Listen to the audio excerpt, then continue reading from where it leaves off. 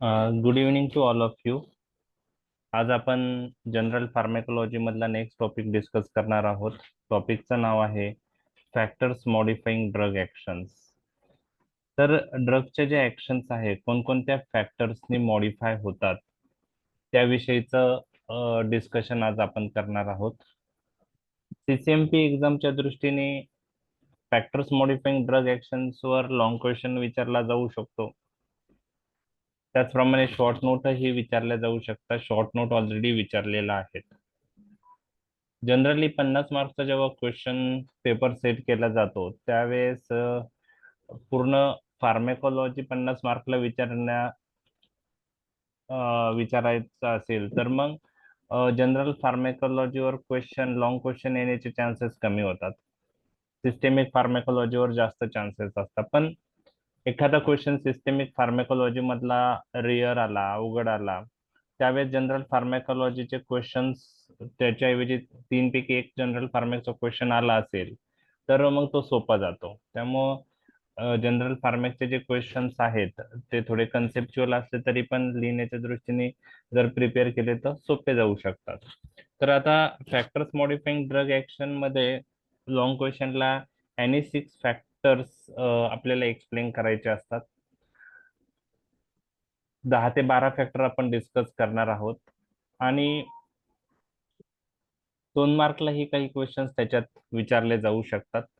कोणते असतील ते मी तुमच्याशी डिस्कस करणार आहे. याआधी युनिव्हर्सिटीला प्लॅसिबो आणि नॉसिबो हे 2 मार्कला विचारलेले प्रश्न आहेत. प्लॅसिबो म्हणजे काय, नॉसिबो म्हणजे काय, तर ते पण आपण पाहणार आहोत. आणि टोलरन्स टॅकिफायलेक्सिस वर क्वेश्चन विचारलेला होता. What is tachyphylaxis, mechanism for development of tachyphylaxis, give one example of drug which produce tachyphylaxis. तर ते काय आहे ते पण आपण पाहणार आहोत. तर लॉंग क्वेश्चनच्या दृष्टीने चान्सेस कमी आहे, 2 मार्कच्या दृष्टीने जास्त चान्सेस आहे विचारण्याचे. तर कोणकोणते फॅक्टर्स ड्रग ऍक्शन्स मॉडिफाय करू शकतात ते फॅक्टर्स आज आपण डिस्कस करणार आहोत. काही फॅक्टर आज डिस्कस करणार आहोत, राहिलेले फॅक्टर उद्या डिस्कस करणार आहोत. तर ज्या ड्रगच्या ऍक्शन्स आहेत, ओके, ड्रग बॉडीमध्ये आल्यानंतर इफेक्ट प्रोड्यूस करतं आणि त्याला आपण फार्मेकोडायनेमिक म्हणतो. What the drug does to the body, आणि वेगवेगळ्या सिस्टीमवर ड्रग ऍक्शन्स प्रोड्यूस करतात. तर ह्या ऍक्शन्स कोणत्या फॅक्टर्सवर डिपेंड आहे, कोणते फॅक्टर्स ते ऍक्शन्स मॉडिफाय करू शकतो ते फॅक्टर्स आज आपण डिस्कस करणार आहे. तर हे जे फॅक्टर्स आहे ते ड्रगचे ऍक्शन 2 प्रकारे मॉडिफाय करू शकतात. एक म्हणजे क्वांटिटेटिव्हली, म्हणजे याचा अर्थ ड्रगची जी ऍक्शन आहे काही ह्या फॅक्टर्समुळे एक तर जास्त येऊ शकते किंवा कमी येऊ शकते. म्हणजे फॅक्टर ड्रगचे ऍक्शन क्वांटिटेटिव्हली मॉडिफाय करू शकतात किंवा क्वालिटेटिव्हली. क्वालिटेटिव्हली म्हणजे जी ऍक्शन आहे त्याऐवजी मॉडिफाय होऊन दुसरीच ऍक्शन येऊ शकते, त्याला क्वालिटेटिव्ह चेंज असं आपण म्हणू शकतो. तर जे फॅक्टर्स आहेत आपण जे डिस्कस करणार आहे ते ड्रगचे ऍक्शन क्वांटिटेटिव्हली मॉडिफाय करू शकतात किंवा क्वालिटेटिव्हली मॉडिफाय करू शकतात. त्यामध्ये कोणकोणते फॅक्टर्स आहेत जे ड्रगचे ऍक्शन्स मॉडिफाय करू शकतात, तर हे सर्व फॅक्टर्स मी ह्या स्लाइडमध्ये मेन्शन केलेले आहेत. त्यामध्ये बॉडी साईज, पेशंटचं बॉडी साईज कशी आहे, वेट कसं आहे पेशंटचं, age, sex, species, race, genetics, कोणत्या रूटने आपण ड्रग देतो आहोत त्या रूट मुळे ही ड्रगचे ऍक्शन्स वेगवेगळे येऊ शकतात. एन्व्हायरमेंटल फॅक्टर्स आहेत, ड्रग आपण कधी ऍडमिनिस्टर्ड करतो त्यावरही ड्रगचे ऍक्शन्स डिपेंड असतात. सायकोलॉजिकल फॅक्टर्स, त्यामध्ये प्लॅसिबो आणि नॉसिबो आपण डिस्कस करणार आहोत. पॅथॉलॉजिकल कंडिशन्स ज्या असोसिएटेड पेशंटच्या असतात त्याही ड्रगचे ऍक्शन्स मॉडिफाय करू शकतात. त्यात वेगवेगळ्या सिस्टीमचे डिसीज असू शकतात, जसं GI tract gastrointestinal diseases, liver disease, kidney disease, heart failure, thyroid disease. तर पेशंटला ऍडिशनल कोमॉर्बिडिटी असेल, त्यामध्ये ड्रगच्या फार्मेकोकायनेटिक चेंज होऊ शकतं, त्याच्यामुळं फार्मेकोडायनेमिक चेंज होऊ शकतं, ऍक्शन मॉडिफाय होऊ शकते. एकापेक्षा जास्त ड्रग एकत्र दिले तर एक ड्रग दुसऱ्या ड्रगचा रिस्पॉन्स वाढवू शकतो किंवा कमी करू शकतो. आपण सिनर्जिझम आणि अँटागोनिझम पाहिलेला आहे. तर ड्रग इंटरॅक्शन मध्ये ते येतं. क्युम्युलेशन, ड्रग रिपीटेडली दिल्यानंतर अक्युमुलेट झाल्यामुळे ड्रगचा रिस्पॉन्स जास्त येऊ शकतो. तर क्युम्युलेशन फॅक्टर आहे. आणि टोलरन्स, कंटिन्यू ड्रग दिल्यानंतर टोलरन्स डेव्हलप झाला तर ड्रगची जी ऍक्शन पाहिजे ती येत नाही. तीच ऍक्शन येण्यासाठी जास्त डोस द्यावा लागतो, त्याला आपण टोलरन्स डेव्हलप झाला असं म्हणतो. तर हे सगळे फॅक्टर्स आपण पाहणार आहोत एक एक करून. तर 2 मार्कला यातला एखादा फॅक्टर विचारला जाऊ शकतो. मी तुम्हाला सांगितलं की जसं सायकोलॉजिकल फॅक्टर रिलेटेड क्वेश्चन आला होता, प्लॅसिबो आणि नॉसिबो मधला डिफरन्स काय आहे. ओके, असं एक होतं. एकदा नॉसिबो म्हणजे काय ते विचारलं होतं. आणि टोलरन्स रिलेटेड टॅकीफायलॅक्सिस म्हणजे काय, टॅकीफायलॅक्सिस. ओके, टॅकीफायलॅक्सिस म्हणजे काय. ओके, तर अशा क्वेश्चन्स युनिव्हर्सिटी एक्झाम मध्ये आले होते. आता आपण एक एक करून एक्झाम्पल पाहणार आहोत, कोणकोणत्या फॅक्टर्स आणि ड्रगची ऍक्शन कशी मॉडिफाय होते. तर बॉडी साईज. तर आता पेशंटची बॉडी साईज आणि आपण म्हणू शकतो पेशंटचं वेट किती आहे, पेशंट लीन आहे का ओबेज आहे, ते काय डिसाइड करतं की डिझायर्ड साईडला ड्रगचं कॉन्सन्ट्रेशन किती असेल. म्हणजे थोडक्यात काय की body size drug action modify करू शकते. खूप ओबेज पेशंट असेल, ज्याच्यामध्ये ओबेसिटी आहे, ऍडिपोज टिश्यूचं मास जास्त आहे, अशा पेशंट मध्ये जेव्हा आपण ड्रग देतो तर खूप सारं ड्रग ऍडिपोज टिश्यू मध्ये अक्युमुलेट होतं आणि त्यामुळे ड्रगचे ऍक्शन जिथं पाहिजे तिथं ड्रग कमी जातं, ड्रगचा रिस्पॉन्स कमी येतो. त्याच्या विरुद्ध खूप लीन पेशंट असेल, त्यामध्ये आपण डोस नॉर्मल डोस यूज केला तर लीन पेशंट म्हणजे ॲव्हरेज ऍडल्ट वेट जे असतं 70 kg असतं, बरोबर आहे. आणि आपण जे डोस देतो ऍडल्ट मध्ये तो 70 kg पर्सनला अनुसरून डिसाईड केलेला असतो. तर खूप लीन पेशंट आहे ज्याचं वेट समजा 30 आणि 35 किलो आहे, म्हणजे नॉर्मल वेट पेक्षा निम्म वेट आहे. अशा लीन पेशंट मध्ये जर आपण ऍडल्ट डोस दिला तर तो डोस त्याच्या शरीराच्या मानाने जास्त असणार आहे, कारण त्याच्या बॉडीमध्ये तेवढे फॅट किंवा ॲडिपोज टिश्यू नाहीत जिथं ड्रग स्टोअर होऊ शकतं आणि राहिलेलं ड्रग ऍक्शनसाठी वापरलं जातं. तर लीन पेशंटमध्ये डिझायर्ड साईट ऑफ ऍक्शनला खूप जादा ड्रग जाऊ शकतं, कॉन्सन्ट्रेशन तिथं जास्त अचीव होऊ शकतं आणि रिस्पॉन्स जास्त येऊ शकतो. ओके, नॉर्मल पेक्षा. तर बॉडी साईज ड्रगचे ऍक्शन क्वांटिटेटिव्हली मॉडिफाय करू शकतं, रिस्पॉन्स वाढवू शकतो किंवा कमी होऊ शकतो, बरोबर आहे. तर body size can influence the concentration of drug at the site of action. आणि ड्रगचं कॉन्सन्ट्रेशनवर ड्रगचे ऍक्शन डिपेंड असते. कॉन्सन्ट्रेशन जास्त असेल तर रिस्पॉन्स जास्त येणार, कॉन्सन्ट्रेशन कमी असेल तर रिस्पॉन्स कमी येणार. तर body size influence the concentration of the drug at the site of action. आता जे ॲव्हरेज ॲडल्ट डोस आपल्या बुक्समध्ये मेन्शन केलेले आहेत, किडी त्रिपाठी, शानबाग, तर हे कोणत्या इंडिव्हिज्युअलसाठी आहे, medium build. Average adult weight जे आहे ते 70 kg आहे. तर जे पण ॲडल्ट डोस आपण मेन्शन करतो ते 70 kg पर्सनसाठी आहे. मग 70 kg पर्सनचा जो डोस आहे तो 150 kg पर्सनला वापरला तर तो कमी पडणार आहे. 70 kg माणसाचा जो डोस आहे तो 30 किलोच्या वजनाच्या माणसाला, म्हणजे टू लीन पेशंट असेल, लुकडा असेल, त्याच्यासाठी तो जास्त राहणार आहे, बरोबर आहे. जास्त रिस्पॉन्स त्याच्यात येणार आहे, बरोबर आहे. तर body size can alter the drug effect, drug action. Okay, तर अशा वेळेस काय करायचं, तर अशा वेळेस खूप ओबेस पेशंट असेल किंवा खूप लीन इंडिव्हिज्युअल असेल किंवा चिल्ड्रन असेल, त्यांचे डोस आपण पेशंटचं वेट असेल माहीत तर त्यावरून इंडिव्हिज्युअल डोस कॅल्क्युलेट करू शकतो. आणि तो फॉर्म्युला तुम्हाला exam point of view MCQ मध्ये विचारला जाऊ शकतो की बॉडी वेट पेशंटचं माहीत आहे आणि तुम्हाला इंडिव्हिज्युअल डोस त्याला मेन्शन करायचा आहे, तर तुम्ही कॅल्क्युलेट करू शकता का? बॉडी वेट पेशंटचं माहीत असेल तर मग कसा तो इंडिव्हिज्युअल डोस कॅल्क्युलेट करतात? तर तो फॉर्म्युला काय आहे? Individual dose is equal to body weight in kg divided by 70 multiply by average adult dose. Okay, multiply by average adult dose. एक मिनिट हा.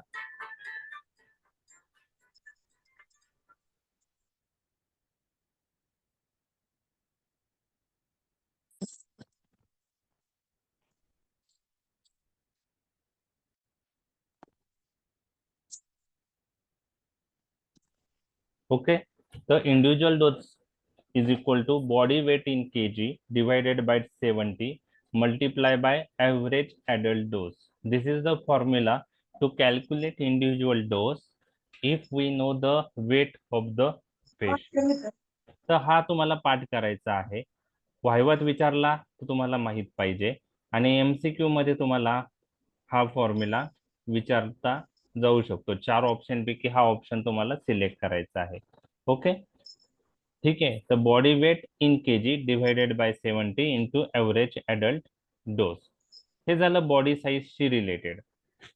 परंतु बॉडी वेट पेक्षा बॉडी सरफेस एरिया हा जास्त ॲक्युरेट डोस कॅल्क्युलेट करण्यासाठी वापरला गेला पाहिजे असं बुक्सच्या नुसार बुक्समध्ये जे मेन्शन केलेलं आहे त्याच्यानुसार it is more accurately give individual dose. तर बॉडी वेट पेक्षा बॉडी सरफेस एरिया पेशंटचा माहीत असेल आणि त्यावरून आपण इंडिव्हिज्युअल डोस काढू शकतो, पण त्यासाठी फार कॅल्क्युलेशन लागतं. त्यामुळं खूप सारे कंडिशन्स मध्ये इंडिव्हिज्युअल डोस जर काढायचा पडला पेशंटच्या body size point of view, तर आपण बॉडी वेट वरून कॅल्क्युलेट करतो. बॉडी सरफेस एरियावरून जर आपण इंडिव्हिज्युअल डोस कॅल्क्युलेट केला तर तो जास्त ॲक्युरेट असेल, परंतु ते कॅल्क्युलेशन थोडं कंबरसम आहे, त्यामुळं ते आपण जास्त वापरत नाही. परंतु काही ड्रग्ज असे आहेत ज्याच्यात इंडिव्हिज्युअल डोस देताना पेशंटचा बॉडी सरफेस एरिया विचारात घेऊनच ते डोस दिले जातात. उदाहरणार्थ anti cancer drug. Individual dose त्या पेशंटमध्ये द्यायचा असेल तर पेशंटचा बॉडी सरफेस एरिया नुसार इंडिव्हिज्युअल डोस कॅल्क्युलेट केला जातो. तर त्याचा काय फॉर्म्युला आहे? आता हे थोडं डिफिकल्ट आहे लक्षात ठेवायला कॅल्क्युलेशन. जस्ट एक मिनिट हा, मायक्रोफोन कोणाच तरी म्यूट नाहीये. ओके, तर according to the some expert body surface area provides more accurate basis for dose calculation rather than body weight. हे फॅक्ट तुम्हाला लक्षात ठेवायचे MCQ point of view. Body surface area provides more accurate basis for dose calculation rather than body weight. मग काय formula आहे? Individual dose is equal to body surface area in metre square divided by 1.7 multiply by average adult dose. हा formula पण तुम्हाला पाठ करायचा आहे MCQ point of view. What is the formula? Individual dose is equal to body surface area in meter square divided by 1.7 into average adult dose. तुम्हाला average adult dose पेशंटचा दिलेला आहे आणि त्याच्यावरून इंडिव्हिज्युअल डोस काढायचा आहे बॉडी सरफेस एरियाच्या पेशंटच्या बॉडी सरफेस एरिया जो असेल त्याच्यानुसार. तर हा फॉर्म्युला वापरायचा आहे. त्यामध्ये डिफिकल्ट टास्क काय आहे? पेशंटचा बॉडी सरफेस एरिया कॅल्क्युलेट करणं. आता बॉडी वेट इझिली आहे. पेशंटचं बॉडी वेट साठी आपण वेइंग मशीनवर पेशंट उभा राहिलं तर बॉडी वेट लगेच कळणार आहे. त्यासाठी काही डिटेल मध्ये कॅल्क्युलेशनची गरज नाही. पण बॉडी सरफेस एरिया काढायचा असेल ना, त्यासाठी बॉडी सरफेस एरियासाठी तुम्हाला काही कॅल्क्युलेशन्स लागतात.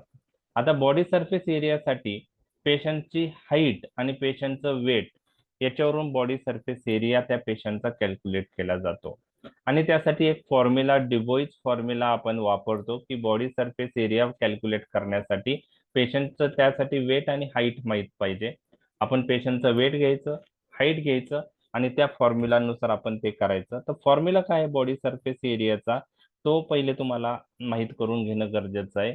तर फॉर्म्युला असा आहे, body weight in kg raised to 0.425 multiply by height in centimeter raised to 0.725, okay, multiply by 0.007184. तर हे पहा, मी हायलाइट करतो आहे, हा बॉडी सरफेस एरिया कॅल्क्युलेट करण्याचा फॉर्म्युला आहे. म्हणजे काही पेशंट मध्ये जर इंडिव्हिज्युअल डोस द्यायचा असेल, तर बॉडी सरफेस एरियावरून द्यायचा असेल, तर पहिले बॉडी सरफेस एरिया कॅल्क्युलेट करणं गरजेचं आहे. ओके. आणि त्यासाठी फॉर्म्युला आहे body weight in kg raise to 0.425 into height in centimetre raise to 0.725 multiply by 0.007184. आता हे कॅल्क्युलेशन करायला डिफिकल्ट आहे, बरोबर आहे. हे कॅल्क्युलेशन करणं डिफिकल्ट आहे, बरोबर आहे. आणि हे आल्यानंतर मग तुम्हाला तो बॉडी सरफेस एरियाचा जो फॉर्म्युला आपण पाहिला आहे त्यात तो व्हॅल्यू टाकायची, divide by 1.7 multiply by average adult dose. यावरून तुम्हाला कॅल्क्युलेशन वरून इंडिव्हिज्युअल डोस येईल. तर हे थोडं डिफिकल्ट आहे, कंबरसम आहे बॉडी सरफेस एरिया कॅल्क्युलेट करण्यासाठी. म्हणून day to day clinical practice मध्ये बॉडी साईज रिलेटेड जर आपल्याला इंडिव्हिज्युअल डोस कॅल्क्युलेट करायचा असेल तर जनरली वेट पेशंटचं माहीत असेल तर वेट वरून कॅल्क्युलेट करतात.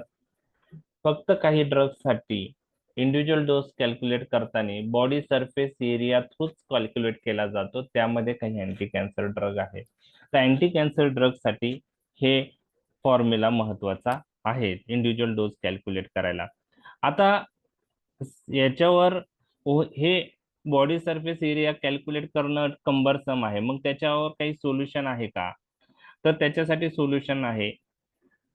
पेशंटचं बॉडी आणि हाईट माहीत असेल तर बॉडी सरफेस एरिया लगेच आपल्याला समजतो. त्यासाठी चार्ट अवेलेबल आहे बॉडी सरफेस एरियासाठीचे. आणि ते चार्टवर काय असतं, जसं तुम्हाला लॉगॅरिथमिक टेबल तुम्ही बघितलं असेल, लॉग टेबल आपण मॅथेमॅटिक्स मध्ये वापरतो, तसं बॉडी सरफेस एरिया माहिती करण्यासाठी आपल्याकडं नोमोग्राम्स आहेत आणि चार्ट जे आहेत चार्ट फॉर्म किंवा साईल रूल नोमोग्राम्स आहेत. त्यामध्ये काय असतं की पेशंटचं हाईट आणि पेशंटचं वेट, ओके, त्यावरून पेशंटचा बॉडी सरफेस एरिया लगेच त्या चार्ट मध्ये बघता येतो. पेशंटची हाईट बघायची, पेशंटचं वेट बघायचं आणि त्या दोघांचा जो पॉइंट येतो त्या पॉइंटला काय व्हॅल्यू आहे तर ते बॉडी सरफेस एरिया तुम्हाला त्या पॉइंटचा दिसेल. ह्या हाईट आणि ह्या वेट असेल तर बॉडी सरफेस एरिया एवढा आहे, बरोबर आहे. तर ते जर चार्ट अवेलेबल असेल तर बॉडी सरफेस एरिया कॅल्क्युलेट करायची गरज नाही. ओके. तर बॉडी सरफेस एरियावरून कोणत्या ड्रगचं इंडिव्हिज्युअल डोस कॅल्क्युलेट केला जातो तर मोस्टली अँटी कॅन्सर ड्रगचा. तर हे दोन फॉर्म्युले तुम्हाला माहित पाहिजे बॉडी साईज रिलेटेड. एक वेटशी रिलेटेड आहे, individual dose is equal to body weight in KG divided by 70 into average adult dose. आणि बॉडी सरफेस एरियानुसार individual dose is equal to body surface area in metre square divided by 1.7 whole multiply by average adult dose. आणि body surface area calculate करायला DuBois formula आहे. त्याच्यासाठी height आणि weight पेशंटचं माहीत पाहिजे. ओके. तर weight in kg raise to, तो फॉर्म्युला जो आहे तो वेट, एक मिनिट, body weight in kg raise to 0.425 multiply by height raise to 0.725 multiply by 0.007184 तो आपण बघितलेला आहे.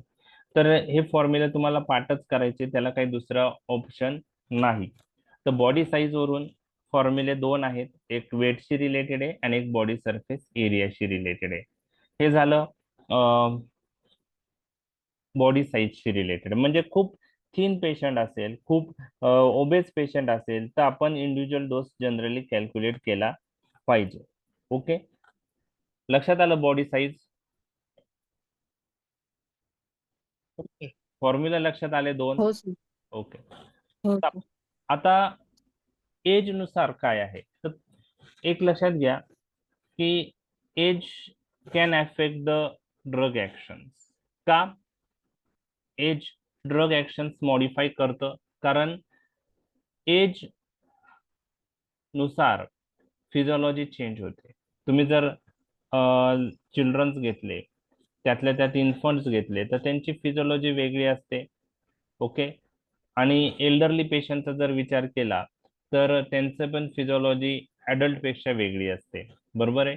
एल्डरली पेशंट मधली लिव्हर फंक्शन डिक्लाइन झालेलं असतं, किडनी फंक्शन डिक्लाइन झालेलं असतं. त्यामुळं ऍडल्टचा जो डोस आहे तो एल्डरली पेशंट मध्ये यूज केला तर प्रॉब्लेम्स येऊ शकतात. त्यामुळे डोस एल्डरली पेशंट मध्ये थोडे मॉडिफाय पण आपल्याला करावं लागू शकतात. तर age can affect drug action. Okay, तर the main reason is physiology age wise different असते, हे तुम्हाला लक्षात ठेवायचं आहे. त्यामुळं चिल्ड्रनचे डोस जे आहे, ओके, ते ऍडल्ट डोस पेक्षा वेगळे असतात. ओके, आणि चिल्ड्रनचे डोस तुम्हाला जर चाइल्डचं एज माहित असेल तर एज नुसार आपण डोस कॅल्क्युलेट करू शकतो. आता day to day clinical practice मध्ये आपण पूर्ण डिटेल असे कॅल्क्युलेशन करत नाही. ओके, आपण डायरेक्ट ते लर्न करतो. ओके, तर हे जस्ट बुक्स मध्ये मेन्शन आहे, त्याच्यामुळे मी इथं डिस्कस करत आहे. जर एखाद्या लहान मुलाचं एज माहित असेल, ओके, तर त्याच्यावरून कसा डोस कॅल्क्युलेट केला जातो. इथं वेटचा संबंध नाही, एज नुसार आहे. पण एज पेक्षा वेट चांगला आहे, बॉडी सरफेस एरिया चांगला आहे, कारण एज नुसार कॅल्क्युलेट करून एवढं ऍक्युरेट आन्सर येण्याचे चान्सेस नसतात. ओके, तर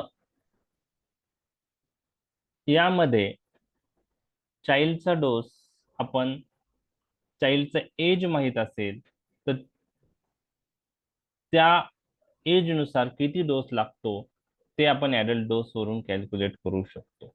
त्यासाठी दोन फॉर्म्युले आहेत, ते दोन्ही फॉर्म्युला तुम्हाला पाठ करायचे आहे. MCQ मध्ये ऑलरेडी ते विचारले होते. एक आहे यंग्स फॉर्म्युला आणि दुसरा आहे डिलिंग्स फॉर्म्युला. तर यंग्स फॉर्म्युला काय आहे? Child dose is equal to age in years divided by age plus 12 multiply by adult dose. Child डोसचा फॉर्म्युला काय आहे? Age in years, age in years, years मध्ये एज मेन्शन करायचं, divided by age plus 12 multiply by adult dose, multiply by adult dose. बरोबर आहे. समजा आता चाइल्डचं age 12 वर्ष आहे, ओके, आणि ऍडल्ट डोस ड्रग एचा 500 mg आहे. तर 12 वर्षाच्या मुलाला किती mg डोस दिला पाहिजे? ओके, त्या ड्रगचा, ए ड्रगचा ऍडल्ट डोस हा 500 mg आहे. ओके, मग आपण त्या फॉर्म्युला मध्ये टाकलं एज इन इयर्स म्हणजे 12, okay, divided by age plus 12, age किती आहे 12, प्लस 12 ऍड करायचे. ओके, 12 ऍड करायचे, मल्टिप्लाय बाय ऍडल्ट डोस किती आहे 500 mg. मग 12/12 प्लस 12 किती झाले? 12/24 मल्टिप्लाय बाय 500. ओके, तर याचा आन्सर येतो 250. तर 12 वर्षाच्या मुलाला 250 डोस लागतो. तर यंग्स फॉर्म्युलानी ऍझमच केलेला आहे. त्यांनी तो फॉर्म्युला कसा डेव्हलप केलेला आहे, त्यांनीचं ऍझम्पशन असं होतं की 12 वर्षाच्या मुलाला ऍडल्ट डोसचा हाफ डोस लागतो. ह्या फॉर्म्युल्यावर, ह्या बेसिसवर तो फॉर्म्युला त्यांनी डेव्हलप केलेला आहे. ओके. समजा पेशंटचं वेज 6 इयर, चाइल्डचं एज 6 इयर असेल, ऍडल्ट डोस 500 mg असेल तर किती डोस लागेल? ओके. असं तुम्हाला जर विचारलं तर adult 125. 125, 6 divided by 6 plus 12 multiply by adult dose suppose 500 आहे, बरोबर आहे. तर 6 divided by 18 multiply by 500 किती येते आन्सर पहा, 1. ओके, 1/3 into 500 म्हणजे 500 divided by 3. ओके, 3 1 3, अचाले 2, 20, 3 5 3 7, 3 6 18, 3 7 67. 167, तर अराउंड 167 मिलीग्रॅम. ओके. तर अशा गोष्टी आहेत. ओके. तर हे झालं यंग्स फॉर्म्युला आहे. यंग्सने हा फॉर्म्युला डिसाईड केलेला आहे, डिराईव्ह केलेला आहे, आणि त्याचं ऍझम्पशन असं होतं की 12 वर्षाच्या मुलाला ऍडल्ट डोसचा हाफ डोस लागतो. त्यानुसार त्यांनी फॉर्म्युला टाकलेला आहे. तुम्ही पहा, 12 टाकले तर इथं 12 plus 12/24 multiply by adult dose, 12/24 म्हणजे 1/2 इंटू ऍडल्ट डोस, म्हणजे ऍडल्ट डोसचा हाफ डोस लागतो.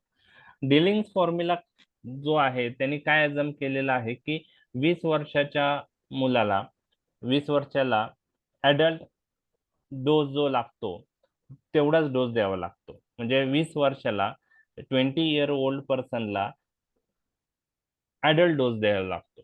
म्हणजेच त्यांनी त्यावरून तो फॉर्म्युला डिराईव्ह केला आहे. Child dose is equal to age in years divided by 20 into adult dose. Age in years divided by 20 into adult dose. तर त्यांनी काय अजम केलं, 20 वर्षाला ऍडल्ट डोस जो लागतो तो तेवढा 20 वर्षाच्या पर्सनला लागतो. त्यावरून त्यांनी हा फॉर्म्युला तयार केला, age in years divided by 20 multiply by adult dose. Okay, adult dose. तर दोन्ही फॉर्म्युल्याचे आन्सर वेगळे येऊ शकतात, सेमच येणार नाहीये, कारण त्यांनी ते फॉर्म्युले त्यांच्या ऍझम्पशन जे आहे त्याच्यानुसार तयार केलेले आहे. ओके. तर एक्झाम मध्ये काय येतं, यंग्स फॉर्म्युला विचारला जाऊ शकतो, डिलिंग्स फॉर्म्युला विचारला जाऊ शकतो, किंवा 2 मार्कला how can you calculate the dose in a child from age. Okay, from age through Young's formula and Dilling's formula. तर हे 2 फॉर्म्युले तुम्हाला लक्षात ठेवायचे आहे.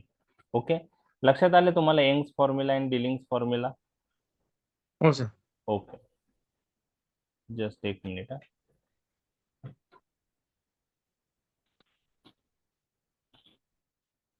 ओके, आता एज मध्ये आपण 2 अजून गोष्टी पाहणार आहे, इन्फंट्स आणि एल्डरली.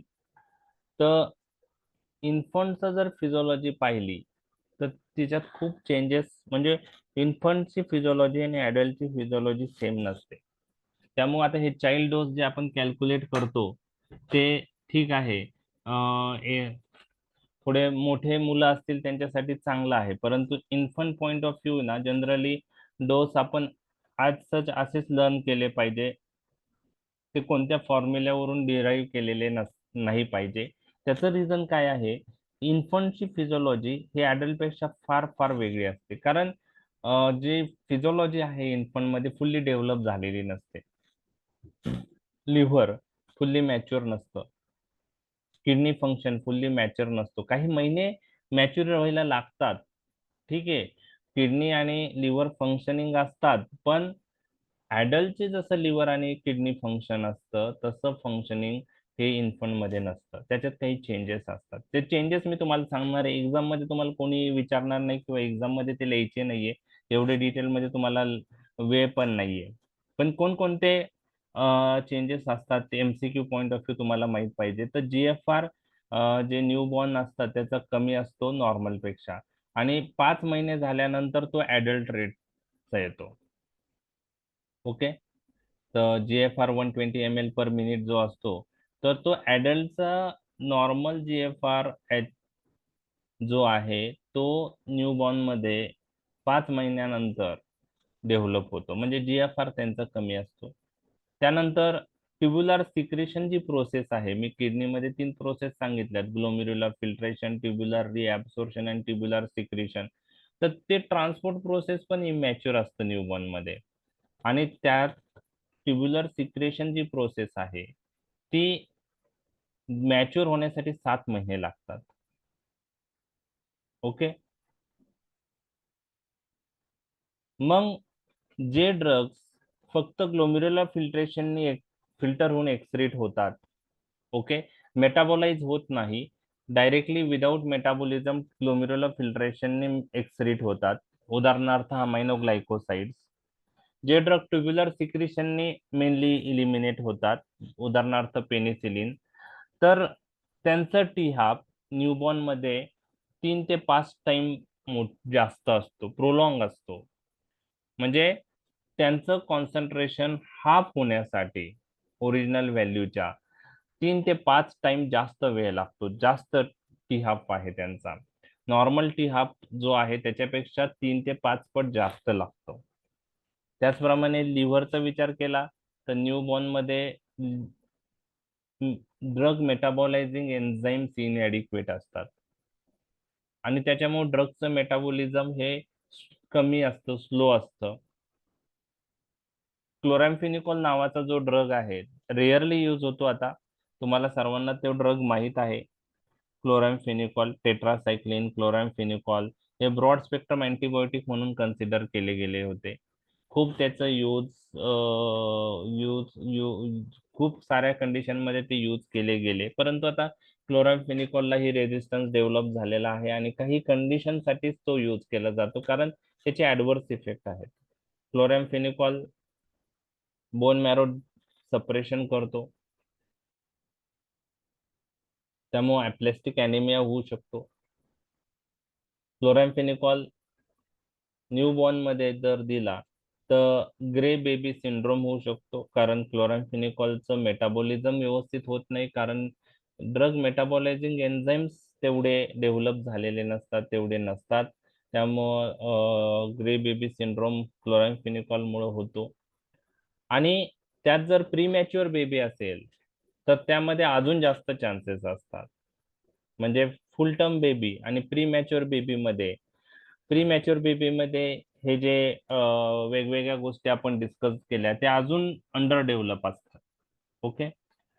ब्लड ब्रेन बॅरियरचा विचार केला तर न्यूबॉर्नचं ब्लड ब्रेन बॅरियर हे मोर परमिएबल असतं आणि त्यामुळं ड्रग ब्रेनमध्ये जास्त कॉन्सन्ट्रेशन मध्ये जमा होऊ शकतात. काही पेशंटमध्ये कर्निक टेरस, न्यूबॉर्न मध्ये कर्निक ड्रग दिल्याने कर्निक टेरसही होऊ शकतं. स्किनचा जर विचार केला तर स्किन खूप परमिएबल असते, थिन असते. तर ह्या सगळ्या पॉइंट जे आहेत ना, फार्मॅकोकायनेटिक रिलेटेड पॉइंट्स आहे बघा. Excretion, metabolism, distribution, absorption. Okay. आता स्किन परमिएबल थिन असते म्हणून ड्रग तिथून जास्त जर स्किनला लागलं तर तिथून ऍब्सॉर्प्शनचे चान्सेस जास्त असतात. बरोबर आहे.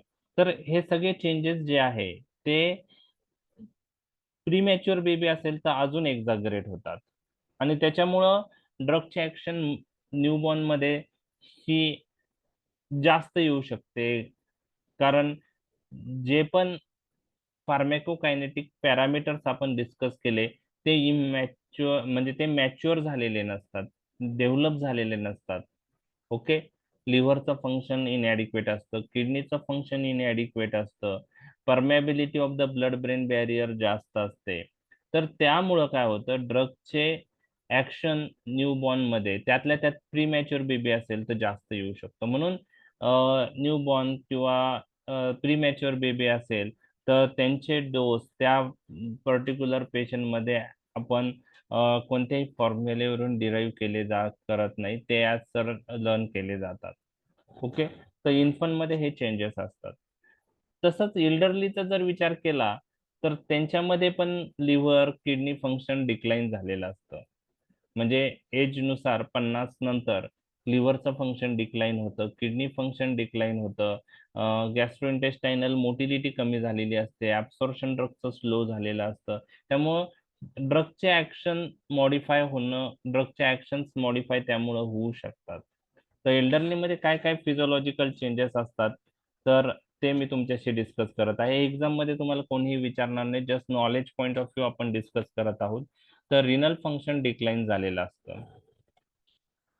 50 वर्षाच्या पुढच्या लोकांमध्ये जर ग्लोमेरुलर फिल्ट्रेशन रेट पाहिला तर ऍडल्टच्या 75% असतो. आणि 75 वर्षानंतर जीएफआर अजून डिक्लाइन झालेला असतो. 50%च ऍडल्टच्या रेट पेक्षा 50%च असतो तो. म्हणजेच याचा अर्थ काय आहे की किडनीचं फंक्शन एज नुसार डिक्लाइन होतं, जीएफआर कमी कमी होत चालतो. त्यामुळे जे ड्रग मेटाबोलाइज होत नाही आणि एक्सक्रीटेड अनचेंज थ्रू किडनी असतात आणि मेनली ग्लोमेरुलर फिल्ट्रेशनने एक्सक्रीट होतात, अशा ड्रगचं डोस कमी करणं गरजेचं आहे. अन्यथा सेम ॲडल्ट डोस यूज केला तर एल्डरली मध्ये जास्त रिस्पॉन्स येऊ शकतो. Amino ग्लायकोसाइड्स, these drug do not undergo metabolism. These are water soluble drug आणि वॉटर सोल्युबल ड्रगला मेटाबॉलिझमची तशी गरज नसते. आपण बघितलं ते किडनी थ्रू इझिली एक्सक्रीट होऊ शकतात, तर ते ग्लोमेरुलर फिल्ट्रेशनने एक्सक्रीट होतात. त्यामुळं ग्लोमेरुलर फिल्ट्रेशन जसं जसं डिक्लाइन होतं तसं तसं अमाइनो ग्लायकोसाइडचं डोस ऍडजस्टमेंट आपल्याला करावं लागते. अमाइनो ग्लायकोसाइड मध्ये स्ट्रिप्टोमायसिन आहे, जंटामायसिन आहे, अमिकॅसिन आहे. स्ट्रिप्टोमायसिनचा डोसचा विचार केला तर बिलो 50 इयर्स ऍडल्ट मध्ये आपण 1 ग्रॅम यूज करतो. अबो 50 इयर्स आपल्याला डोस कमी करावा लागतो, 750 यूज करतो. अबो 70 इयर्स अजून कमी करतो, आपण 500च यूज करतो. तर का करतो? कारण एल्डरली मध्ये रिनल फंक्शन डिक्लाइन झालेलं असतं, त्याचं एक्सक्रीशन इफेक्ट होतं. तर तोच डोस यूज केला 1 ग्रॅम तर ड्रगचे ऍक्शन जास्त येईल. बरोबर आहे. त्याचप्रमाणे लिव्हर फंक्शन पण अल्टर झालेलं असते एल्डरली मध्ये. ओके. तर मायक्रोझोमल ड्रग मेटाबोलायझिंग एन्झाईम जे आहे त्यांचा नंबर कमी झालेला असतो एल्डरली मध्ये. लिव्हरला जो ब्लड फ्लो होतो तो कमी झालेला असतो एल्डरली मध्ये. म्हणजेच काय की जे ड्रग्स मेटाबोलाइज होतात आणि एक्सक्रीट होतात असे ड्रग एल्डरली मध्ये जर दिले तर लिव्हरचं फंक्शन डिक्लाइन झाल्यामुळं अशा ड्रगचं मेटाबॉलिझम होत नाही आणि त्याच्यामुळे एक्सक्रीशन होत नाही. कारण ड्रग वॉटर सोल्युबल फॉर्म मध्ये कन्वर्ट होणं गरजेचं आहे एक्सक्रीशनसाठी, पण liver function up to the mark नाही. मायक्रोझोमल एन्झाईमचा नंबर कमी झालेला आहे, लिव्हरला ब्लड फ्लो कमी आहे, त्याच्यामुळं लिव्हरला ब्लड फ्लो कमी असल्यामुळं ड्रग जे आहे ते लिव्हरमध्ये कमी प्रमाणात जाईल मेटाबॉलिझम पॉइंट ऑफ व्ह्यू आणि त्यामुळे मेटाबॉलिझम स्लो होणार आणि त्यामुळे बायोएबिलिटी लिव्हर फंक्शन डिक्लाइन झालं तर वाढू शकते. ओके. तर एल्डरली मध्ये लिव्हर फंक्शन पण डिक्लाइन झालेलं असतं. तर रिनल आणि लिव्हर म्हणजे हिपॅटिक फंक्शन डिक्लाइन झाल्यामुळं एल्डरली मध्ये ड्रगचं क्युम्युलेशन होऊ शकतं. अक्युमुलेशन झाल्यामुळे ड्रगची टॉक्झिसिटी होऊ शकते. ते तुम्हाला लक्षात ठेवायचं आहे. एल्डरली मध्ये इंटेस्टाइनल मोटिलिटी कमी झालेली असते, पेरिस्टाल्सिस कमी झालेली असते, त्यामुळे ड्रग स्टमक मधून स्मॉल इंटेस्टाइन मध्ये स्लो येतं, त्यामुळे ऍब्सॉर्प्शन स्लो होतं. ओके. तर ऍब्सॉर्प्शन स्लो झाल्यामुळं ड्रग स्लोली सिस्टेमिक सर्क्युलेशन मध्ये रीच होतं. तर हे चेंजेस मी फक्त तुम्हाला डिस्कस करतोय, काय काय होऊ शकतं. एक्झाम मध्ये हे तुम्हाला कोणीही विचारणार नाही. आता जसं जसं एज वाढतं, ओके, तसं तसं लिव्हरचं फंक्शन डिक्लाइन होतं आणि अल्ब्युमिन सिंथेसिस लिव्हरमध्ये होते, तर अल्ब्युमिनची लेवल पण कमी होते. आणि आपल्याला माहिती आहे acidic drugs binds to albumin. मग अल्ब्युमिनची लेवल कमी झाली तर free form of acidic drug काय होईल? तर free form of acidic drug वाढतो, कारण प्लाझ्मा प्रोटीन बाइंडिंग कमी होते ऍसिडिक ड्रगची आणि फ्री फॉर्म वाढतो. हे तुम्हाला लक्षात ठेवायचं आहे.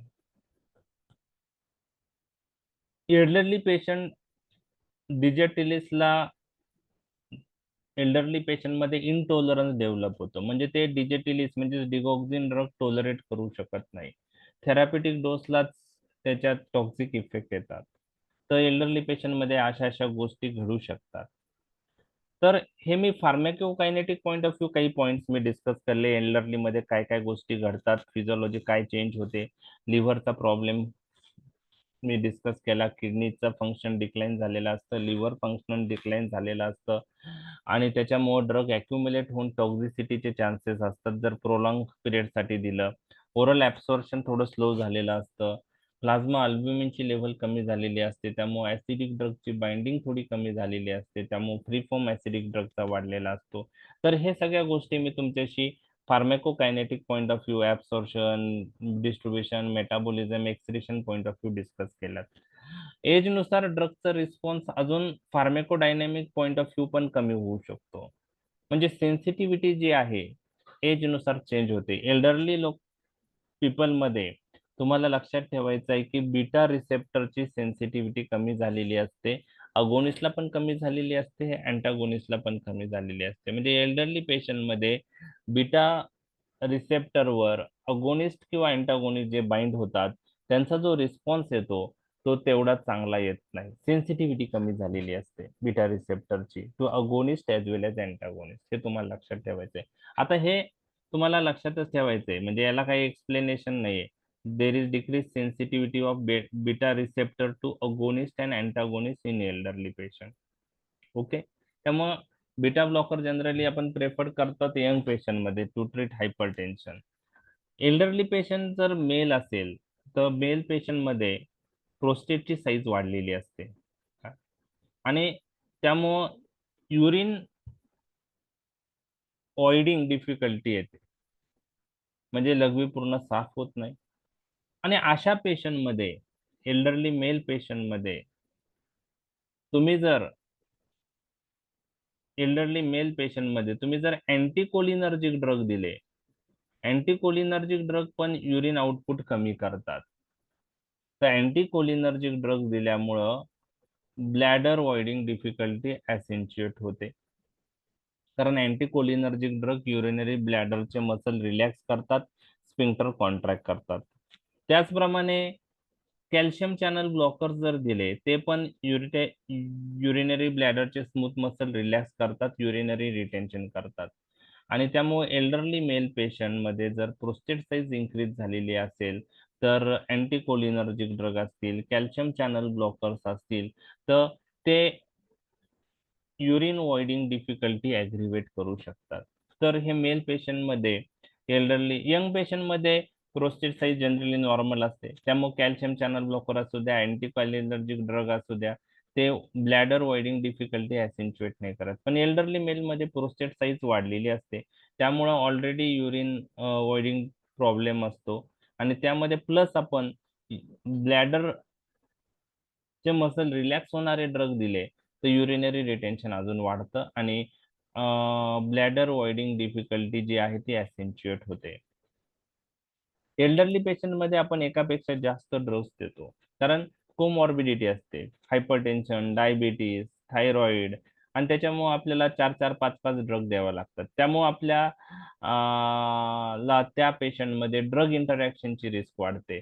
एक ड्रग दुसऱ्या ड्रगचं ऍक्शन्स मॉडिफाय करू शकतो, तर इंटरॅक्शनची रिस्क एल्डरली पेशंटमध्ये जास्त आहे. आणि ओव्हरऑल एडीआर जे आहेत ते एल्डरली पेशंटमध्ये जास्त आहेत यंग पेशंटपेक्षा. तर एल्डरलीमध्ये हे चेंजेस जे आहेत ते तुम्हाला माहीत असावे म्हणून मी डिस्कस केलेले आहे. एक्झाममध्ये आपल्याला सगळं काही लक्षात ठेवायचं नाही. एज वर तुम्हाला फक्त काय मेन्शन करायचं आहे की age can affect the drug response. Okay, so in children we calculate the in dose according to the age with the help of Young's formula or Dilling's formula. ते फॉर्म्युला तुम्हाला mention करायचे आहेत आणि तुम्हाला सांगायचं की in infant and elderly there are physiological differences as compare to adult. बाकी हे डिफरन्सेस काही लक्षात ठेवले नाही तरी चालू शकतात, बरोबर आहे, त्याच्यामुळं त्याच्यात डिटेल जायचं नाही. लक्षात आले? म्हणजे इन्फंट आणि एल्डरली मध्ये काय काय अडल्ट पेक्षा डिफरन्स असू शकतो फिजिओलॉजी पॉइंट ऑफ व्ह्यू. तर हे डिफरन्सेस कशाशी रिलेटेड आहे? फार्मॅकोकायनेटिक प्रॉपर्टी आणि फार्मॅकोडायनॅमिक प्रॉपर्टीशी रिलेटेड. फार्मॅकोकायनेटिक म्हणजे ऍब्सॉर्प्शन, डिस्ट्रीब्युशन, मेटाबॉलिझम, एक्सक्रिशन मध्ये काय फरक पडतोय इन्फंट आणि एल्डरली मध्ये, ते आपण बघितलं. फार्मॅकोडायनॅमिक म्हणजे सेन्सिटिव्हिटी पॅटर्न मध्ये काही फरक पडतोय का, ते आपण बघितलंय. तर लक्षात आलं हे फिजिओलॉजिकल डिफरन्सेस. हो sir. Okay, just knowledge point of view आपण लक्षात ठेवावं. ओके, थोडक्यात आता तुम्ही एल्डरला मेल पेशंट आहे, त्याची प्रोस्टेट साईज वाढलेली आहे, मग तुम्हाला लक्षात येईल की अँटीकोलिनर्जिक किंवा कॅल्शियम चॅनल ब्लॉकर जे urinary bladder smooth muscle relax करतात, असे ड्रग त्या पेशंटमध्ये जी वॉइडिंग डिफिकल्टी त्याला ऑलरेडी आहे, युरिन ओके लघवी पूर्ण होत नाही, ती ऍक्सेंच्युएट होणार आहे, कारण हे drug uterine smooth muscle relax करतायत. मग ते देताना काळजी घेणं गरजेचं आहे. तर ह्या गोष्टी याच्यावरून तुम्हाला कळत आहे. ओके, बीटा रिसेप्टर ची सेन्सिटिव्हिटी अगोनिस्टला पण कमी असते आणि अँटागोनिस्टला पण कमी असते, हे तुम्हाला आता माहित झालेलं आहे. ओके, ठीक आहे. आता याच्यामध्ये पण सेक्स जो नेक्स्ट पॉइंट मी डिस्कस करणार आहे, त्यामध्ये पण डिटेलमध्ये तुम्हाला काही लक्षात ठेवायचं नाहीये. फक्त 2-3 पॉइंट तुम्हाला लिहिता आले, लॉंग क्वेश्चन आला तर त्या पॉइंट ऑफ व्ह्यू 2-3 पॉइंट लक्षात ठेवायचे आहे. फिमेल आता जेने म्हणजे मेल आणि फिमेल मध्ये ऍज सच सिग्निफिकंट डिफरन्स नाहीये. काय चेंज असू शकते? एक तर बॉडी साईज, फिमेल्सची बॉडी साईज थोडी कमी असते, त्यामुळं जे आपण ड्रग यूज करतो तर त्याचे डोसेस आपण डोस रेंज आपण मेन्शन केलेली असते. म्हणजे बुक्समध्ये डोस रेंज दिलेली असते की ह्या डोस रेंज मध्ये ते यूज करायचे, बरोबर आहे. तर समजा आता म्हणजे एक ड्रग ए आहे, तो 40 ते 160 mg च्या मध्ये यूज करायचा. तर फिमेलची बॉडी साईज ही स्मॉल असल्यामुळं त्या रेंज मधल्या लोअर साईड रेंजचे डोस आपण फिमेल मध्ये यूज करणार, बरोबर आहे. तर ऍज सच आपण फिमेल साठी वेगळा डोस आणि मेल साठी वेगळा डोस असं काही नाही क्लिनिकल प्रॅक्टिस मध्ये करत, बरोबर आहे. तर तो जो डोस आहे ऍव्हरेज ऍडल्ट डोस, तो मेल आणि फिमेल दोघांसाठी आपण वापरतो जनरली. तर सब्जेक्टिव्ह इफेक्ट थोडेफार मेल आणि फिमेल मध्ये डिफर होऊ शकतात, कारण मेल आणि फिमेलचं मेंटल मेकअप हे वेगळं असतं. तर सब्जेक्टिव्ह इफेक्ट डिफर होऊ शकतात. सब्जेक्टिव्ह इफेक्ट जे ड्रगचे आहेत ते मेल आणि फिमेल मध्ये वेगवेगळे येऊ शकतात. आता तुम्हाला मी सांगितलं होतं अल्कोहोलचं उदाहरण, मी तुम्हाला सांगितलं होतं की same amount of alcohol male आणि फिमेलनी कंझ्युम केली तर जास्त इफेक्ट हा फिमेल मध्ये दिसतो मेल पेक्षा. Okay, same amount of alcohol घेतल्यानंतर, कारण अल्कोहोल मेटाबोलायझिंग एन्झाईम्स हे फिमेल मध्ये कमी आहेत मेल पेक्षा, त्यामुळे अल्कोहोलचं मेटाबॉलिझम फिमेल मध्ये स्लो होतं. त्यामुळं अल्कोहोलचे मॅनिफेस्टेशन म्हणजे स्लो मेटाबॉलिझम झाल्यामुळे अल्कोहोल कमी जरी घेतलं तरी पण रिस्पॉन्स त्यांचा किंवा त्याचे इफेक्ट जास्त दिसून येतात फिमेल मध्ये मेल पेक्षा. तर it is related with metabolism point of view, बरोबर आहे. तर ते एक्झाम्पल पण तुम्ही इथं मेन्शन करू शकतात. आता काही जे पॉइंट्स रिलेटेड विथ काही ड्रगच्या दिसून आले मेल फिमेल डिफरन्स, ते मी तुमच्याशी डिस्कस करत आहे. हार्ट फेल्युअर मध्ये आपण डिगोक्झिन नावाचा ड्रग यूज करतो, तो डिजेटिलिस ग्रुपचा ड्रग आहे. मेंटेनन्स पर्पज साठी आपण डिगोक्झिन 0.25 mg टॅबलेट्स देतो, हार्ट फेल्युअर मध्ये करतो, ऍट्रियल फिब्रिलेशन किंवा फ्लटर मध्ये आपण डिगोक्झिन यूज करतो. ओके, तर डिगोक्झिन असा ड्रग आहे ज्याचा थेरापेटिक इंडेक्स नॅरो आहे, म्हणजे थोडं जरी प्लाझ्मा कॉन्सन्ट्रेशन थेरापेटिक रेंज पेक्षा जास्त झालं तर त्याचे टॉक्झिसिटी होऊ शकते आणि त्याच्यामुळे कॉम्प्लिकेशन्स होऊ शकतात. डिगोक्झिन असा ड्रग आहे की तो वेगवेगळ्या प्रकारचे अरेथमिया पेशंटमध्ये प्रोड्यूस करू शकतो. त्यामुळं डिगॉक्सिन देताना खूप काळजी घेतली पाहिजे. बरोबर आहे. तर डिगॉक्सिनचा जर मॉर्टॅलिटी पाहिली डिगॉक्सिन दिल्यानंतर, तर वुमेनमध्ये ते जास्त मॉर्टॅलिटी दिसून येते मेनपेक्षा. एक्झॅक्ट रिझन क्लिअर नाहीये. अँटी हायपरटेन्सिव्ह ड्रग जर आपण यूज केले, बीटा ब्लॉकर्स असतील, डायुरेटिक्स असतील, methyl dopa, alpha methyl dopa आहे, क्लोनिडिन आहे, तर मेल आणि फिमेल मध्ये adverse effect point of view एक डिफरन्स तुम्हाला लक्षात ठेवायचा आहे की मेल मध्ये हे antihypertensive drug, beta blocker, diuretics, clonidine, alpha methyl dopa sexual function interfere करतात, इम्पोर्टन्स डेव्हलप होतं, पण फिमेल मध्ये नाही होत. ओके. तर हे classical antihypertensive point of view point तुमचे मी डिस्कस केलेला तुम्हाला माहित पाहिजे. तर सेक्सुअल फंक्शन अँटी हायपरटेन्सिव्ह ड्रगनी अफेक्ट होऊ शकतं हे तुम्हाला आता समजलेलं आहे.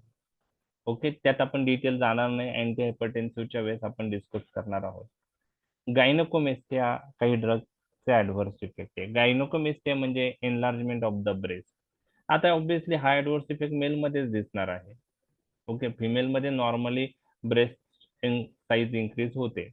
ओके. तर गायनोकोमेस्टिया काही ड्रग मुळे मेल पेशंट मध्ये दिसतो.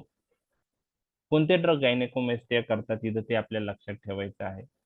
तर कीटोकोनॅझोल नावाचा ड्रग आहे, हा गायनेकोमेस्टिया करतो. ओके. मेटोक्लोप्रॅमाइड आहे, क्लोरप्रोमॅझाइन आहे, डिजिटॅलिस आहे, हे गायनेकोमेस्टिया करतात. स्पायरोनोलॅक्टोन नावाचा जो डायुरेटिक आहे तो पण गायनेकोमेस्टिया करतात. तर हे तुम्हाला लक्षात ठेवायचं की गायनेकोमेस्टिया हा साइड इफेक्ट मेल मध्ये होतो. ओके. फिमेल मध्ये नाही. तसं हिर्सुटिझम ऑन द फेस, हिर्सुटिझम म्हणजे hair growth on the face, तर हा ऍडव्हर्स इफेक्ट फिमेल मध्येच होणार आहे. मेल मध्ये नॉर्मली हेअर ग्रोथ फेसवर असतं. तर काही ड्रग दिल्याने फिमेल मध्ये हेअर ग्रोथ होते फेसवर. तर त्यामध्ये मिनॉक्सिडिल नावाचा ड्रग आहे, अँटी हायपरटेन्सिव्ह ड्रग, तर तो हिर्सुटिझम ऍडव्हर्स इफेक्ट करतो. तर हिर्सुटिझम ऍडव्हर्स इफेक्ट हे फिमेल मध्ये दिसून येतो. इस्ट्रोजन आणि अँड्रोजनचा जर विचार केला तर मेल पेशंट मध्ये इस्ट्रोजन ऍक्सेप्टेबल नाहीत आणि अँड्रोजन हे वुमेन मध्ये ऍक्सेप्टेबल नाहीत, टोलरेट करत नाही. ओके. आता हे काही गोष्टी मी तुम्हाला मेल आणि फिमेल बद्दल सांगितल्यात, काय काय डिफरन्स आहेत. एखादी दोन गोष्ट जरी लक्षात ठेवली तरी चालेल. म्हणजे आता तुम्ही सांगू शकता की सब्जेक्टिव्ह इफेक्ट डिफर असतात फिमेल मध्ये मेलपेक्षा, कारण त्यांचं मेंटल मेकअप डिफरंट असतं. फिमेल्स मध्ये बॉडी साईज स्मॉल असते, त्यामुळं आपण जी डोस रेंज ड्रगची यूज करतो त्यामध्ये लोअर साईडच्या रेंज जी आहेत, लोअर साईडचे डोस आपण फिमेलमध्ये जनरली प्रेफर केले पाहिजे. मेल फिमेल मध्ये side effect point of view अँटी हायपरटेन्सिव्हचं एक्झाम्पल तुम्ही लक्षात ठेवू शकता. Male sexual function is affected in male but not in female with antihypertensive drug. Gynecomastia seen in male but not female, हे तुम्ही लावू शकता. आणि एखादा ड्रग तुम्ही लक्षात ठेवा जे गायनेकोमेस्टिया प्रोड्यूस करतं. कीटोकोनॅझोल आहे, मेटोक्लोप्रामाइड, सीपीझेड, डिजिटॅलिस, त्यानंतर स्पायरोनोलॅक्टोन आहे, सिमिटिडिन नावाचा ड्रग आहे, तर ते गायनेकोमेस्टिया प्रोड्यूस करतं. तर हे पॉईंट तुम्हाला लक्षात ठेवले, एवढं जरी लक्षात ठेवलं तर मोर दॅन इनफ आहे. आता याचा पुढचा पार्ट पण नॉलेज पॉईंट ऑफ व्ह्यू लक्षात ठेवायचा आहे. प्रेग्नन्सी पॉईंट ऑफ व्ह्यू काही फिजिओलॉजिकल डिफरन्सेस आहे का, त्याने काही ड्रगचे ऍक्शन मॉडिफाय होते का, मेन्स्ट्रुएशन रिलेटेड, लॅक्टेशन रिलेटेड काही आहे का, ते आपण पाहणार आहे. म्हणजे वुमेन मध्ये आपण ड्रग देताना ह्या सगळ्या गोष्टी विचारात घेतल्या पाहिजे. जर आता प्रेग्नन्सीचा जर विचार केला तर यस, प्रेग्नन्सी मध्ये खूप सारे फिजिओलॉजिकल चेंजेस झालेले असतात आणि त्यामुळे ड्रगचे ऍक्शन्स मॉडिफाय होऊ शकते. तर ज्या पण गोष्टी मी डिस्कस करणार आहे ते तुम्हाला नॉलेज पॉईंट ऑफ व्ह्यू लक्षात ठेवायचे आहे. डिटेलमध्ये लक्षात नाही राहिलं तरी चालू शकतं. ठीक आहे. तर काय काय चेंजेस, फिजिओलॉजिकल चेंजेस प्रेग्नन्सीमध्ये झालेले असतात आणि त्यामुळे काय काय होऊ शकतं. तर फार्मॅकोकायनेटिक पॉईंट ऑफ व्ह्यू चेंजेस आपण बघितले तर मग absorption point of view, distribution point of view, metabolism point of view काय झालेलं असतं ते मी तुमच्याशी डिस्कस करणार आहे.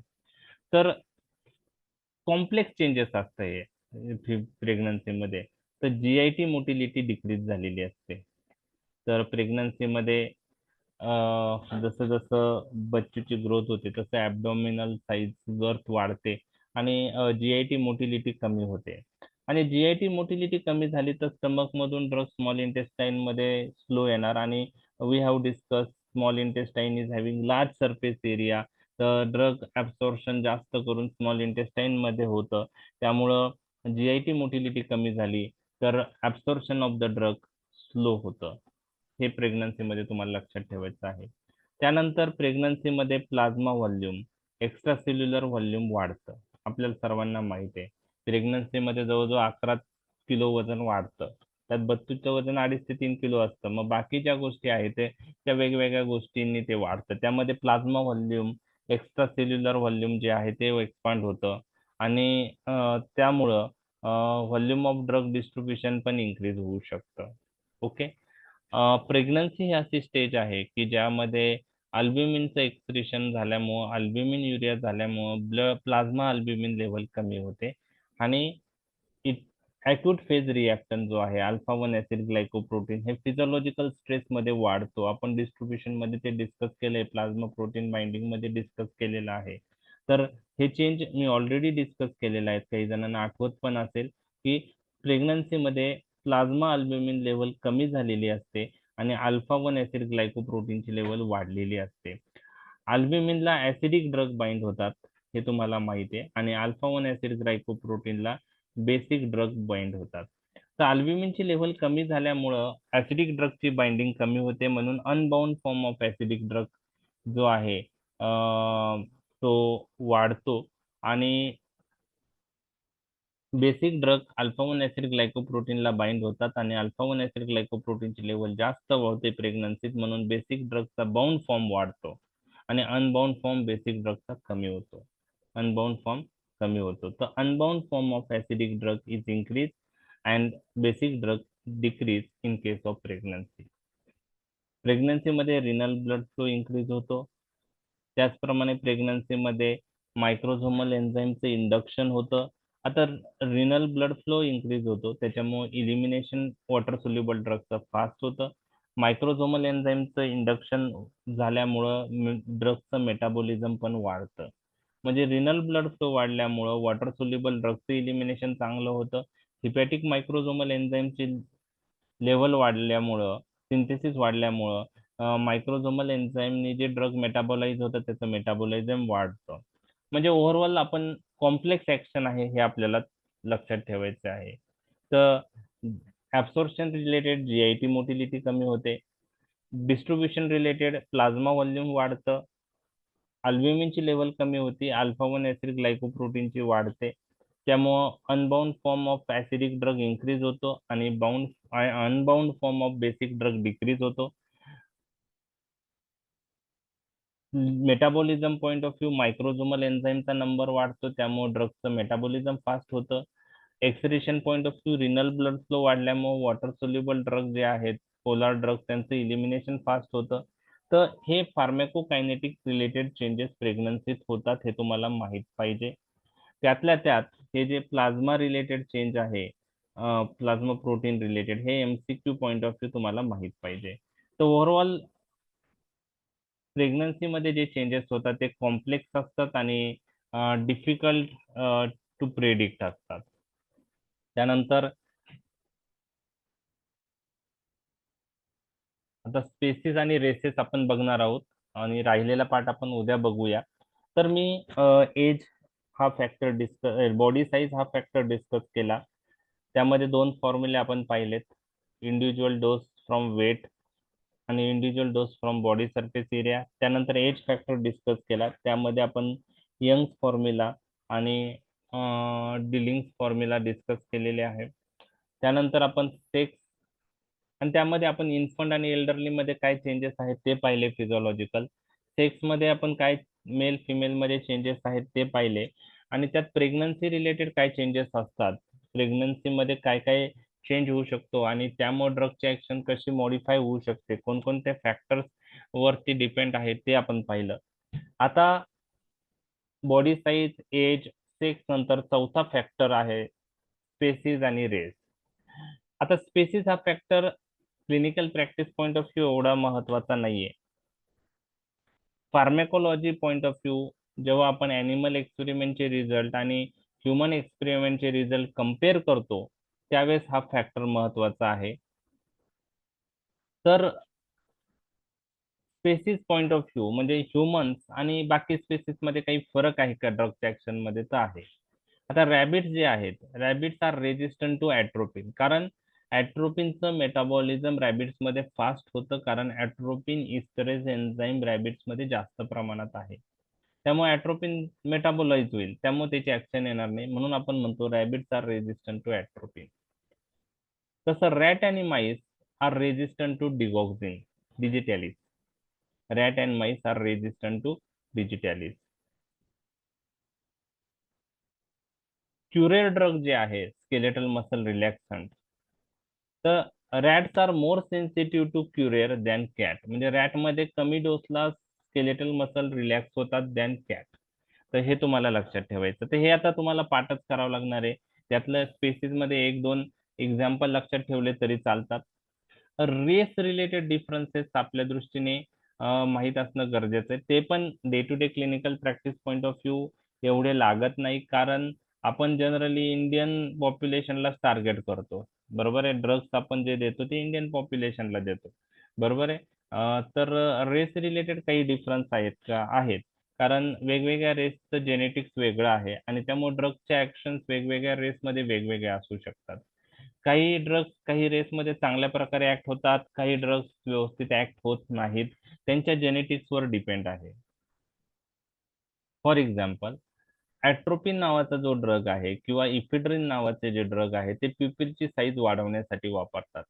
तर ॲट्रोपिन प्युपिल डायलेट करतो, इफिड्रिन प्युपिल डायलेट करतो. प्युपिल डायलेट करतो म्हणजे प्युपिल साईज मोठी होते, त्याला आपण मिड्रियासिस असं म्हणतो. तर ॲट्रोपिन आणि इफिड्रिन हे मिड्रियासिस करतात.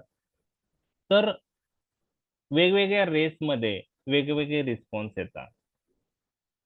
ब्लॅक मध्ये रिस्पॉन्स यायला वेळ लागतो आणि मंगोल्स मध्ये फास्ट रिस्पॉन्स येतो, म्हणून ब्लॅकला जास्त डोस लागतो आणि मंगोल्सला कमी डोस लागतो ॲट्रोपिनचा आणि इफिड्रिनचा प्युपिल डायलेट करायला.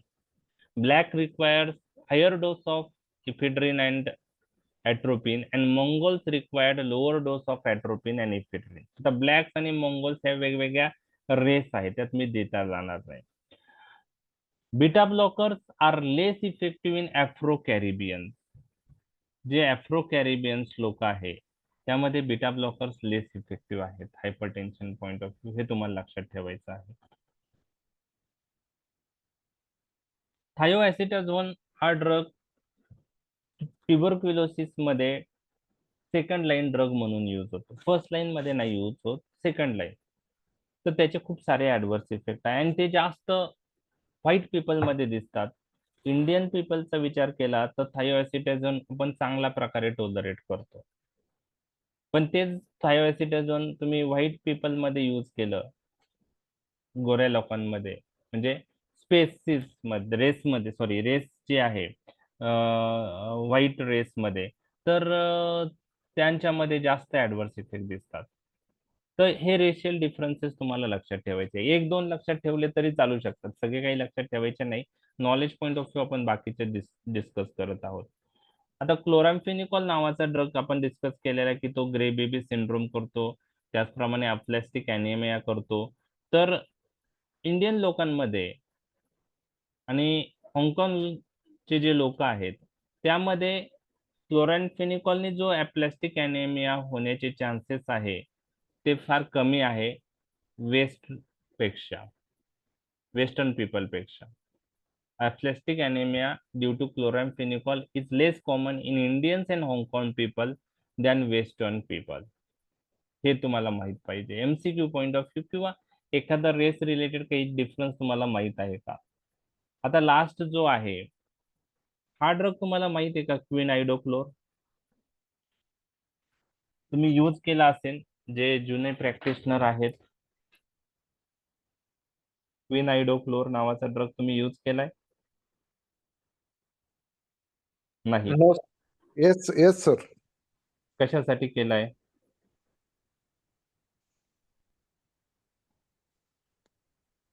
अँटीबॅक्टेरियल म्हणून पण केलं ओके आणि antifungal topical. Okay, topical anti fungal, antibacterial. Okay. म्हणजे अमेबी ज्यांना डायरिया आहे, अमेबिक डिसेंट्री, जीआरडीआयसिस, त्यामध्ये यूज करता पहा क्विनाइडोक्लोर. ओके.